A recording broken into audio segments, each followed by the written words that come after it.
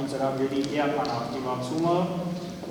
պահանջում է աստիճանական շուկայի կանոնակարգում, նոր խաղի կանոնների սահմանում, որոնք միտված կլինեն շուկայի մասնակիցների,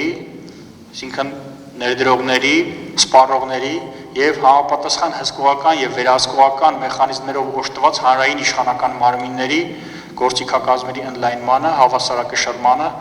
եւ հնարավոր չարաշահումների կանխարգելմանը։ Եվ նշված գաղափարները հաշվի առնելով հենց ասոցիացիան է որպես մասնագիտացված կառույց նախաձեռնում եւ շահունակական աջակցություն ցուցաբերում նշված 3 շահերի, սպառողների, կառուցապատողների եւ հանրային իշխանության մարմինների հավասարակշռված եւ բալանսավորված շահերի եւ իրավունքների պաշտպանությանը եւ առաջնորդմանը։ Նշվածը հաշվի առնելով, կարևորելով նաեւ այսօր հնչեցված բոլոր մտքերը, բոլոր գաղափարները, պետք է արձանագրենք, որ այսօր ունենք մի շարք օրենսդրական նախաձեռնություններ մեկնարկած ընթացքի մեջ գտնվող, որոնք միտված են նշված շահերի եւ հարաբերությունների կանոնակարգմանը։ Դրանցից առաջինը, ինչպես նշեց պարոն Մարգարյանը, գնելու իրավունքով ծանրաբեռնված կառուցապատման մասին օրենքն է, որի ընդհանուր կարգավորման շրջանակը, առարկան եւ մեթոդաբանությունը հակիրճ ներկայացվեց, նախագիծը հարկա է նաեւ Իդրավտեմ հարթակում։ Երկրորդը կառուցապատողների սնանկության առանձնահատկություններ սահմանող օրենսդրական նախաձեռնությունն է, որը Իդրավտեմ հարթակում տեղադրված է, որը միտված է հնարավորինս պաշտպանության ներքո վերցնել սպառողներին եւ անավարտ քաղաքաշինական ծրագրերի հնարավորությունը բացառել։ Մյուս կարևոր կարգավորումը, որը սույն նախագիծը իր մեջ պարունակում է, պետության շահի չոտնահարման կարևորությունն է, այսինքն հարկային մուտքերի հավուրպատշաճի իրականացման կարգավորումների համատեքստում։ Եվ նախորդ քննարկումների շրջանակում նախորդ բանախոսները հնչեցրեցին այն բոլոր մտքերը, այն բոլոր մտահոգությունները, որոնք այսօր առկա են, բայց պետք է արձանագրենք նաև, որ օրեցօր արձանագրվում են նոր հաջողության փորձեր պետություն մասնավոր երկխոսության համատեքստում։ Երբ մեր կողմից բարձրաձայնվում են կոնկրետ խնդիրներ, ինստիտուցիոնալ լուծում պահանջող հարցեր, որոնց կառավարության գործընկերները ականջալուր են լինում եւ մեր կողմից նախաձեռնված նախաձեռնությունները ստանում են միս եւ արյուն։ Եվ այդ նախաձեռնությունների արդյունքում գնալով ել ավելի պաշտպանված սպառող ենք ունենում։ Եվ ասոցիացիան այսօր կարևոր դերակատարում ունի ոչ միայն ներդրողների, կառուցապատողների շահերի պաշտպանության համատեքստում, այլ նաև սպառողների, ինչու, որովհետև քաջ գիտակցում ենք, որ մեկ կամ մի քանի անբարեխիչ կառուցապատողների վարքագծով պայմանավորված, անհաջողության օրինակներով պայմանավորված կարող է ոլորտի բարեխիչ տնտեսվարողների գործարար համբավը եւս ստվերվել եւ ոլորտը ընկալվել որպես ոչ վստահելի։ Իսկ մեր նպատակը մեկն է՝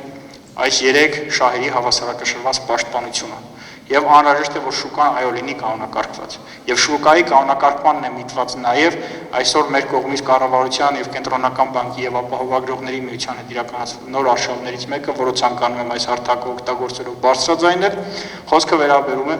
կառուցվող նախագծերից անշարժույթ ձեռք բերող գնորդների ռիսկերի ապահովագրության գործիքին։ Դա կարևորագույն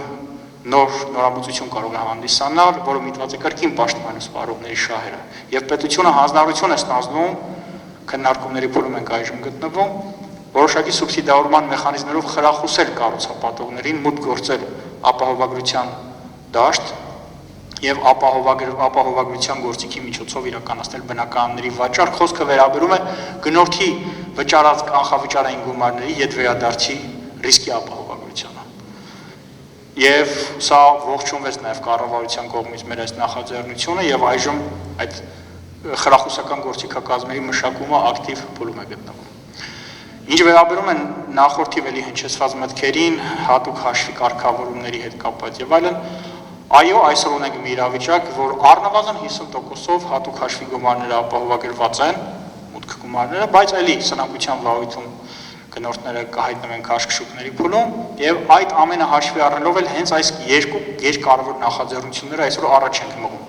Գնելու իրավունքով ծանրաբեռնված կառուցապատման մասին օրենքը եւ կառուցապատողների սնանկության առանձնահատկություններ սահմանող օրենսդրական կարգավորումները, որոնք միտված են երկուսը միասին, իհարկե ոչ ամբողջությամբ, բայց էականորեն զսպում են գնորդների ռիսկերը,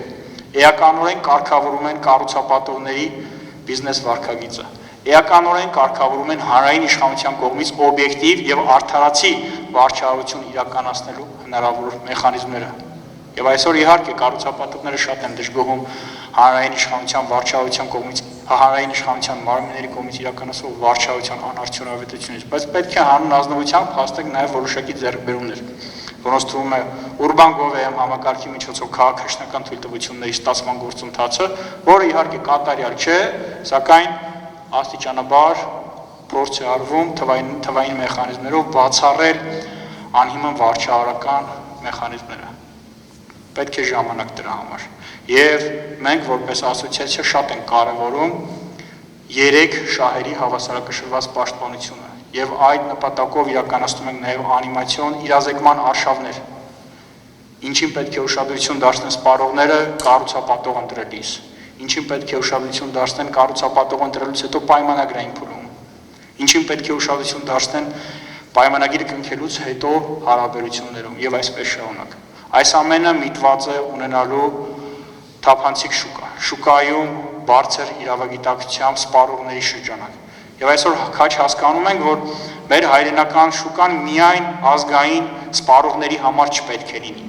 Պետք է ունենանք բարձր նշաձողերով քաղաքաշինական միջավայր, որպեսզի օտարերկրյա ներդրողների համար եւս հետաքրքրությունը մեծանա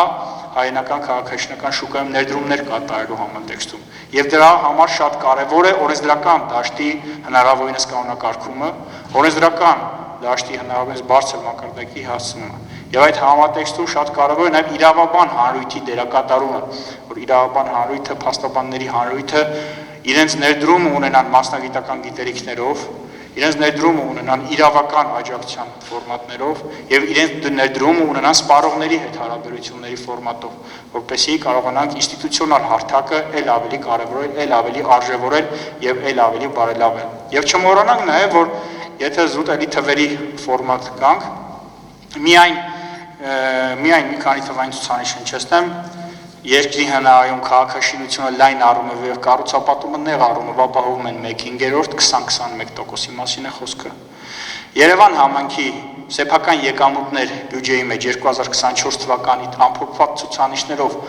36% են ապահովել կառուցապատողները։ Կառուցապատողներն են, որ ապահովել են երկրի հարկային մուտքերում 2020-ից 25 թվականի առաջին կիսամյակ ընկած ժամանակահատվածում ավելի քան 350 միլիարդ դրամի հարկային վճարումներ, բոլոր հարկատեսակները միասին։ Եվ այս ամենը հաշվի առնելով չունենալ ոլորտի հստակ կանոնակարգում, ոլորտի ինստիտուցիոնալ կարգավորում, մեղմ ասած տարօրինակ է։ Եվ այդ մտահոգությունն էլ հենց ստիպեց մեզ նախաձեռնել ոլորտի կանոնակարգմանը միտված օրենսդրական նախաձեռնություններ, որոնց մասին հնչեցրեցինք կառուցապատման գործունեությունը կանոնակարգող իրավական ակտը, ինչպես նաև սնանկության հատուկ վարույթը, ունենք նաև այլ կարգավորումներ եւս, որոնք միտված են մի կողմից պաշտպանելու կառուցապատողների հնարավոր իրավունքի ոտնահարումները հանրային իշխանության մարմինների հետ հարաբերություններում, մյուս կողմից պաշտպանելու կառուցապատողների հարաբերությունները մրցակցային եւ արդարացի վարքագծի համատեքստում, միմյանց հետ շուկայում մրցակցության համատեքստում եւ երրորդ կողմից պաշտպանելու կառուցապատողի եւ գնորդի հարաբերությունները, մինչեւ առաջացող հարաբերությունները։ Սրանք շատ կարեւոր են եւ մեր ուշադրության կենտրոնում են գտնում եւ մենք որպես ասոցիացիա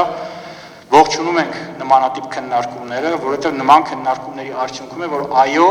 մտքերի փոխանակման արդյունքում ծնունդ են առնում նոր գաղափարներ, որոնք միտված են հավասարակշռված շահերի պաշտպանությանը։ Եվ այո, նման կարգավորները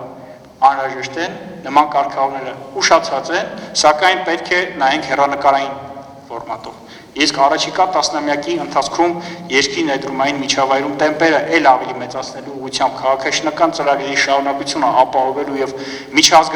Հայաստանի քաղաքաշինական շուկան միջազգայնացնելուն ուղղված քայլեր իրականացնելու համար մեզ անհրաժեշտ են նման կարգավորումներ եւ նման կարգավորումների ել ավելի կատարելագործում, որտեղ բիզնես համայնքը ունի նաեւ գործընկեր կառույցների, իրավապաշտպան մարմինների եւ իրավունքի գերակայությունը առաջնահերթ համարող սուբյեկտների աջակցությունը։